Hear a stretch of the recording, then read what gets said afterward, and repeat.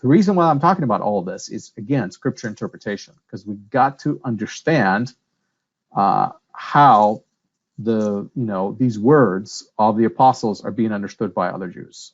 Reading Peter's words in context, salvation in context is very important. We misunderstand the words because we imbue those words with the meaning which we ourselves have created. That's what I'm talking about. This is the problem. Christians are not the only ones guilty of that. Everybody does that. We always do it. It's just a human problem.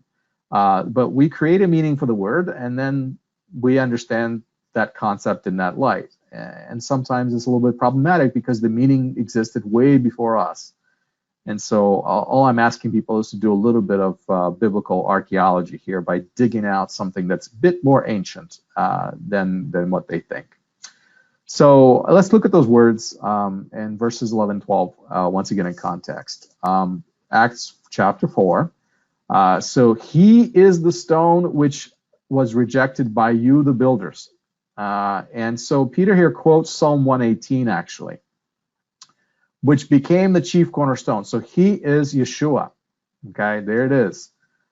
He was rejected by you, the builders. You are people who are in charge. But he's the chief cornerstone. God made him such. Okay, and then he says, and there's no salvation. Again, there's no rescue in anyone else. Nobody else provides us the benefits. Nobody else gives us that which we seek, the safety, the security.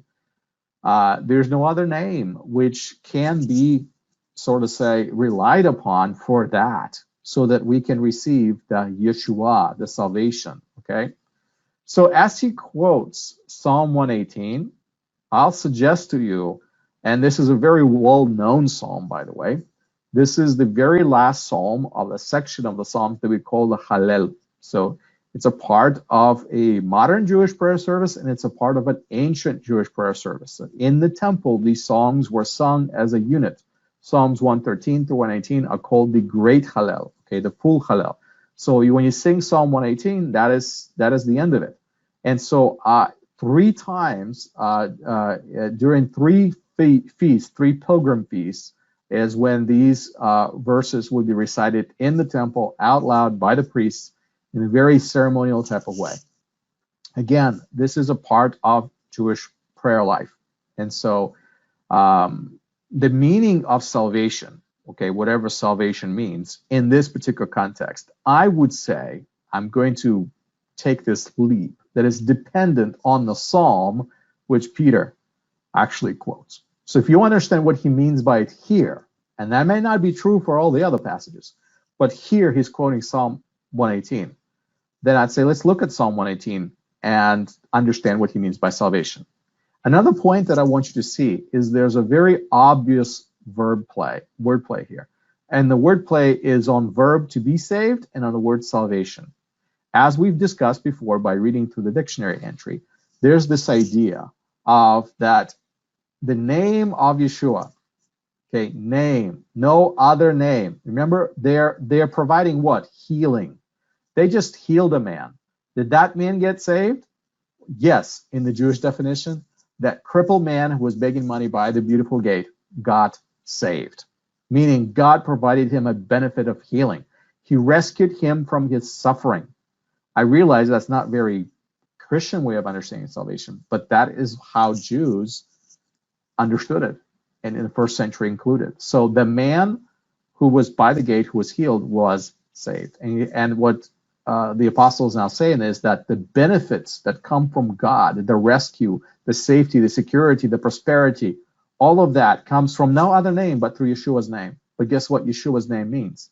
It comes from the verb yasha, to save. His name means salvation. Okay?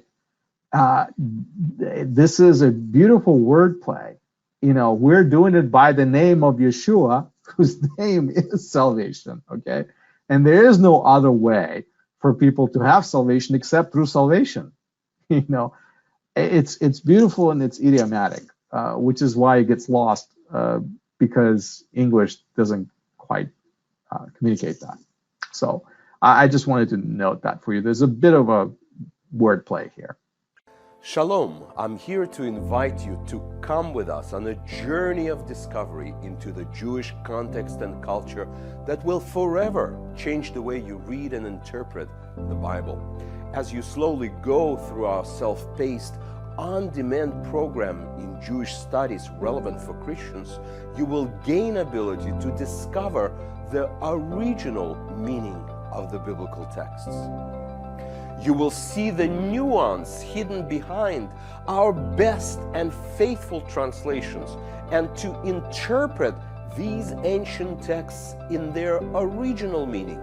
At Israel Bible Center, we provide you with the state-of-the-art, simple-to-use technology. This way, you can study on your own from the comfort of your own home, even towards your certificate in the Jewish context and culture. This study will strengthen your ministry as you continue to serve God.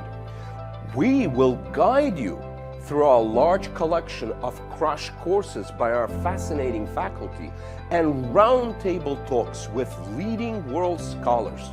Our weekly Israel Bible magazine, as well as Israel Bible podcast that focuses on the land of Israel, will assist us along the way. We believe that the Bible does not need to be rewritten, but it needs to be carefully reread.